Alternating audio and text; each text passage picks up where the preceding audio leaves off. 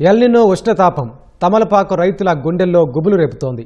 సమృద్ధిగా నీరు, చల్లటి తేమ వాతావరణం ఉంటే తప్ప కళకళ్లాడని తమలపాకు తోటలు భానుడి ప్రతాపానికి మలమలా మాడిపోతున్నాయి. జూలై నెల పూర్తి కావస్తున్న ఉష్ణోగ్రతలు వేసవిని తలపిస్తుండటం, రుతుపవనాలు మందగించటం, లోటు వర్షపాతంతో గుంటూరు జిల్లాలో తమలపాకు సాగు తీవ్ర సంక్షోభంలో పడింది.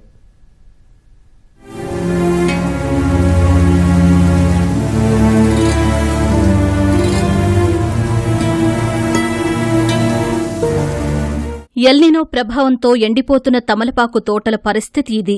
గుంటూరు జిల్లా పొన్నూరు, చింతలపూడి, ములుకుదురు, మాచవరం, నిడుబ్రోలు, అంగలకుదురు, రేవేంద్రపాడు ప్రాంతాల్లో తమలపాకు తోటలు మలమలా మాడిపోతున్నాయి. ముఖ్యంగా తమలపాకు ఎదుగుదలకు నీరు, తేమ, నీడ అవసరం. ఎల్నినోతో నీటి ఎద్దడితో పాటు భూగర్భ జలాలు ఇంకి తోటలకు తగినంత నీరు అందడం లేదు. దీనికి తోడు వేడి గాలులు తోటలను దెబ్బతీస్తున్నాయి. తీగలు ఎండిపోయి ఆకులు నల్లబడిపోతున్నాయి. ఆకులపై నల్లటి మచ్చలు వచ్చి మొత్తం పంటంతా నాశనమవుతోందని రైతులు ఆవేదన వ్యక్తం చేస్తున్నారు. ఎకరా తోటకు సుమారు 3 లక్షల రూపాయల వరకు పెట్టుబడి పెట్టామని, పైసా కూడా చేతికి వచ్చే పరిస్థితి లేదని రైతులు వాపోతున్నారు.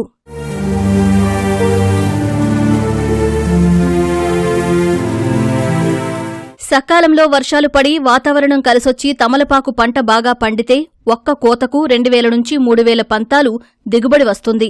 అలాంటిది ఎల్నినో పరిస్థితుల వల్ల తమలపాకు సైజు పూర్తిగా తగ్గిపోవడమే కాకుండా నల్లగా మారింది. దీనివల్ల దిగుబడి గణనీయంగా పడిపోయింది. చిన్న ఆకులను మార్కెట్లో కొనుగోలు చేసేందుకు వ్యాపారులు సైతం ఆసక్తి చూపించడం లేదని రైతులు ఆవేదన వ్యక్తం చేస్తున్నారు.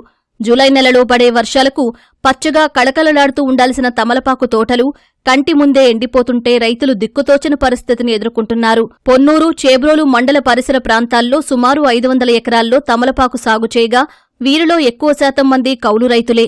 ఇదే గడ్డుకాలం మరో నెల రోజులు ఉంటే తమ పరిస్థితి మరీ దయనీయంగా మారుతుందని రైతులు ఆందోళన చెందుతున్నారు.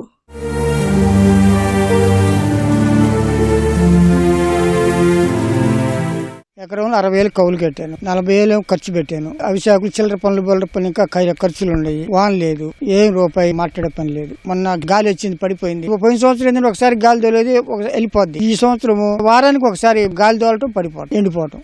ఆ షగ్గాలికి ఈ నీళ్లు దానికి ఈ విధంగా పాడైపోయింది. 8 నెలల నుంచి ఖర్చు పెట్టానే గానీ ఒక్క 10 రూపాయలు కూడా నేను ఎరగనండి. ఈ సంవత్సరం ఈ దెబ్బ ఎప్పుడు చూడలేం మేము. ఇన్ని సంవత్సరాలు గాను ఆకులు ఒక్కోసారి అమ్ముతూ ఉంటాయి, ఒక్కోసారి అమ్మము. రైతుకు కవులు కట్టాలి, కూలోళ్ళు పెట్టి కూలి చేపియాలి.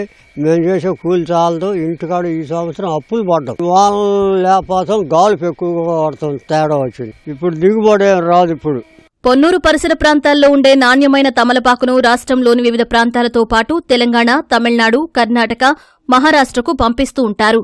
ఇక్కడ పండే తమలపాకు పెద్దగా ఉండటం వల్ల మార్కెట్లో మంచి డిమాండ్ ఉండేది. అలాంటిది గతంలో ఎప్పుడూ లేని విధంగా ఎల్నినో ప్రభావంతో ఆకు పరిమాణం 2 తగ్గిపోయింది. ఈ ఏడాది ఇతర రాష్ట్రాలకు తమలపాకు ఎగుమతి చేసే పరిస్థితి లేదని రైతులు వాపోతున్నారు. ఈ ప్రభావం రైతులతో పాటు కూలీలపైన పడుతుందంటున్నారు. వరుణుడు కరుణించకపోతే తాము పూర్తిగా అప్పుల ఊబిలో కూరుకుపోతామని వాపోతున్నారు. తుఫాన్లు అయితే వచ్చినాయి, తోటలు దెబ్బతిన్నాయి. కానీ వర్షాలు లేకపోవడం వల్ల పైర్లు కాలిపోవడం అనేది మేము కొత్తగా చూస్తున్నాం. దరిదాపుగా 10 అడుగులు 12 అడుగులు పైరు పెరిగేది ఈ టయానికి. అలాంటిది మేము 4 అడుగులు ఎత్తులో పెట్టాము, దింపకాలు వేసామండి. అది 5 అడుగులు 6 అడుగుల్లోనే ఉంది, కానీ పైరు పెరగలేదు. ఆకులు కూడా పూర్తిగా కాలిపోయినాయండి. ఇవాళ శుభకార్యాలకు ఏదన్నా ఆకులు పంపుదామన్నా కూడా మహారాష్ట్ర దాకా ఎక్స్పోర్ట్ ఉండేది గతంలో. ఇప్పుడు ఆకులంటూ లేవు. అసలు ముందు రోజువారీ పని చేసుకునేటువంటి వాళ్ళకి జీవనాధారం లేకుండా పోయింది. వర్షాలు బాగుంటే మామూలుగా ఎకరానికి వచ్చి ఈ రోజున 2000 పంతాలకు వస్తారండి ఆకులు. ఒక 2000 పంతాలు తోమలపాకుతో కనీసం 20 మంది దీనికి జీవనాధారం ఉంటుందండి. అలాంటిది ఏమైందంటే భూమిలో టెంపరేచర్ తగ్గలేదండి ఇంతవరకు ఈ రోజున. దానికి ఉదాహరణ ఇదేనండి. ఈ టైంలో ఇలాంటి తోమలపాకు అంటూ అసలు ఎక్కడ ఉండదండి. ఇది ఆకు మొత్తం కాలిపోయింది చూడండి చివరిన. ఈ నష్టాన్ని మేము ఏ రకంగా అంచనా వేసి చెప్పాలో మాకు అర్థం కావట్లా. ఎల్నినో ప్రభావంతో తమలపాకు రైతులు తల్లడిల్లిపోతున్నారు. దాదాపు ఎకరానికి 3 లక్షలు ఖర్చు పెట్టి పంట సాగు చేయగా ఇప్పటి వరకు చినుకు జాడ లేకపోవడంతో అధిక ఉష్ణోగ్రతలు, వేడి గాలులతో ఆకులన్నీ కూడా కాలిపోయాయని చెప్పి రైతులు వాపోతున్నారు. ప్రభుత్వమే స్పందించి తమను ఆదుకోవాలని వేడుకుంటున్నారు. కెమెరామెన్ కేశవ్తో వీరాంజనేయులు, ఈటీవీ న్యూస్, గుంటూరు జిల్లా.